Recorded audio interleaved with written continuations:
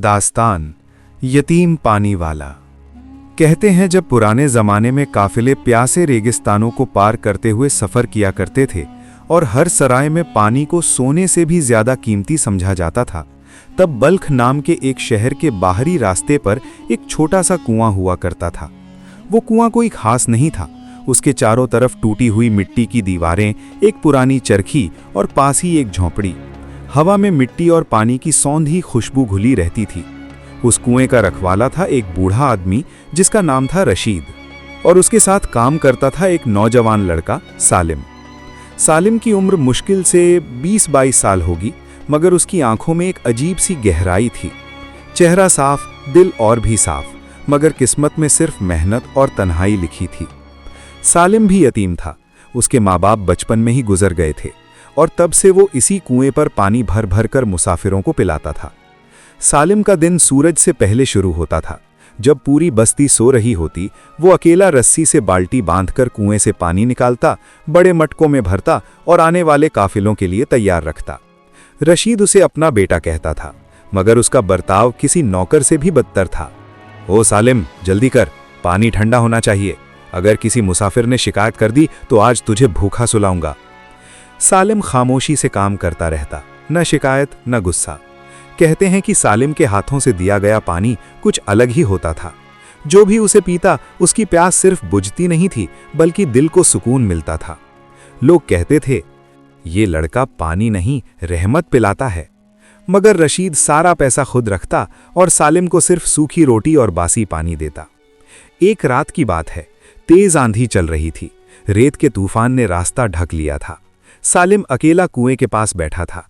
उसके पास बस एक छोटी सी मटकी पानी की बची थी, जो उसके खुद के लिए थी। तभी उसने देखा, दूर से एक बुजुर्ग आदमी लड़खड़ाता हुआ उसकी तरफ आ रहा है। उसके होंठ सूख चुके थे, आंखें बुझी हुई थीं, वो प्यास से तड़प रहा था। सालिम के पास बस वही एक मटकी थी। उसका अपना गला भी सूख रहा था, मगर उसने बिना सोचे वो पानी उस बूढ़े के सामने रख दिया। लीजिए बाबा, धीरे धीरे पीजिए। बूढ़े ने कांपते हाथों से पानी लिया और पीने लगा। उसकी आंखों में आंसू आ गए। बेटा, तूने अपनी प्यास भूलकर मेरी जान बचाई है, उसने कांपती आवाज में कहा। सालिम मुस्कुराया। पानी तो खुदा की नेमत है बाबा, मैं कौन होता हूं रोकने वाला। उस रात कुछ अजीब हुआ। जब सालिम सो रहा था, उसे महसूस हुआ कि हवा में एक अजीब सी खुशबू फैल गई है। वो उठा तो देखा वही बूढ़ा आदमी सामने खड़ा है, मगर अब उसकी शक्ल बदल चुकी थी। उसके चेहरे से नूर निकल रहा था। डरो मत सालिम, उसकी आवाज गूंज उठी। मैं एक फरिश्ता हूं, मुझे तेरी नीयत परखने के लिए भेजा गया था। आज तूने अपनी जरूरत छोड़कर एक अजनबी की जान बचाई है। सालिम सन्न रह गया। उसने कभी सोचा भी नहीं था कि उसकी छोटी सी नेकी इतनी बड़ी हो सकती है। फरिश्ते ने कहा, आज से तेरे हाथों में बरकत होगी। तू जिसको भी पानी पिलाएगा, उसकी प्यास के साथ उसका गम भी कम हो जाएगा। और फिर वो ओझल हो गया। अगले दिन से अजीब मंजर शुरू हुआ। जितना पानी सालिम निकालता, वो कभी खत्म नहीं होता। कितने ही मुसाफिर आते, सबको ठंडा मीठा पानी मिलता। धीरे धीरे उस छोटे से कुएं की चर्चा पूरे मुल्क में फैल गई। लोग दूर दूर से आने लगे।